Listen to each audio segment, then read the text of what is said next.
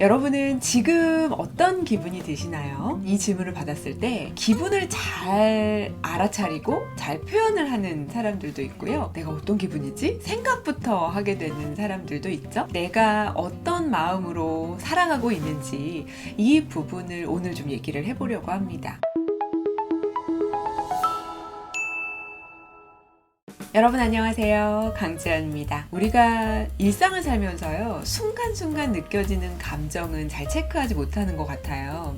그래도 하루를 돌아보면서 오늘은 어땠다, 이 정도를 정리하는 것만으로도 저는 괜찮다고 보는데요. 요즘 제가 하고 있는 것 중에 하나가 어떤 감정을 어느 순간에 느끼고 있는지를 한번 기록해 보고 있어요. 이거를 하니까 내가 이런 상황에는 이런 기분을 느끼는구나, 내가 이 일을 할 때는 이런 기분을 느끼는구나, 이런 것들을 좀 알 수 있게 됐습니다.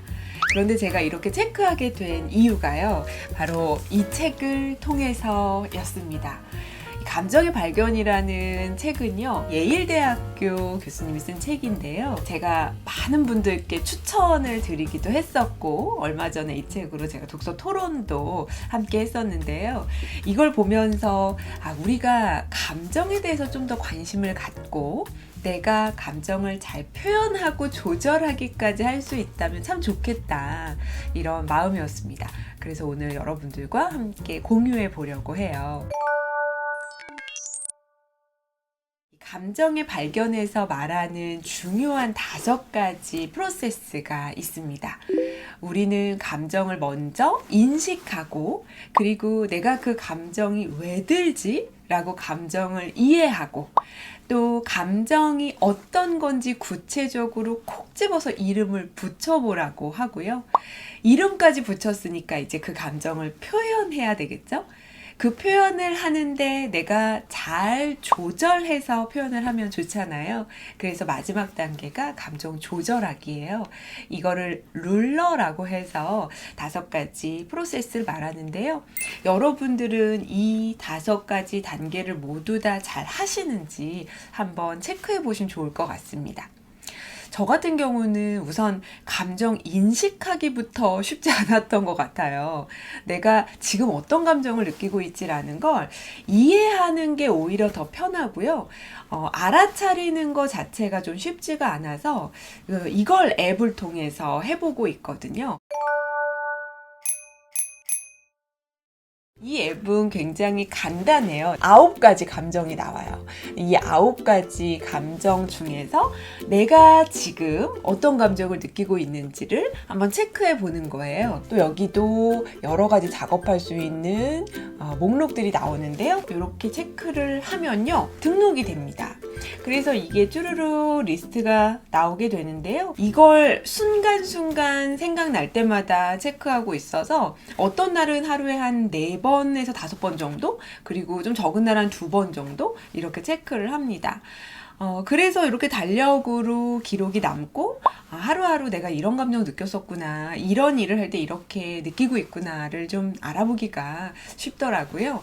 이렇게 순간순간 인식하는 게 첫 번째 단계라고 보시면 되고요. 2번째 단계에서는 내가 이 감정을 왜 느끼고 있는지 계속해서 질문을 하라고 이 책에서는 권하거든요. 질문을 어떻게 하는 거냐면, 내가 지금 감정을 느끼고 있는데 뭐가 그 감정을 불러일으켰을까? 그걸 한번 물어보라고 하고요. 또 보통 무엇 때문에 이런 감정을 느끼는지를 한번 체크해 보는 거예요.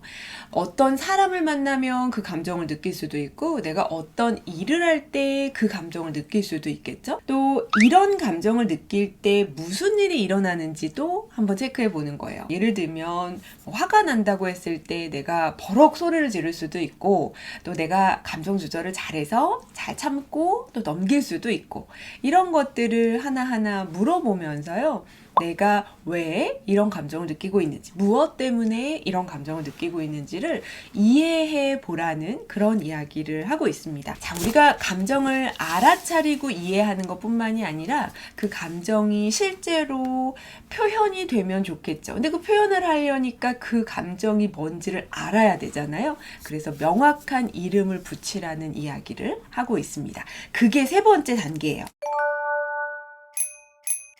중요하게 이야기하는 게 바로 무드 미터라고 해서요. 이 책 맨 앞에 요런 게 들어 있습니다. 노란색, 녹색, 그리고 파란색, 빨간색 요렇게 색깔 처리가 되어 있는데요. 어떻게 구분이 되냐면 쾌적함과 활력 이 두 가지를 가지고 어느 정도 상태냐에 따라서 감정이 다르게 표현이 되고 있어요. 쾌적하고 활력도 높은 단계면 긍정적인이라는 것도 있고 흥겨운, 쾌활한, 기쁜, 희망찬, 행복한 우리가 듣기만 해도 기분 좋은 이런 감정들이 노란색에 배치가 돼 있습니다.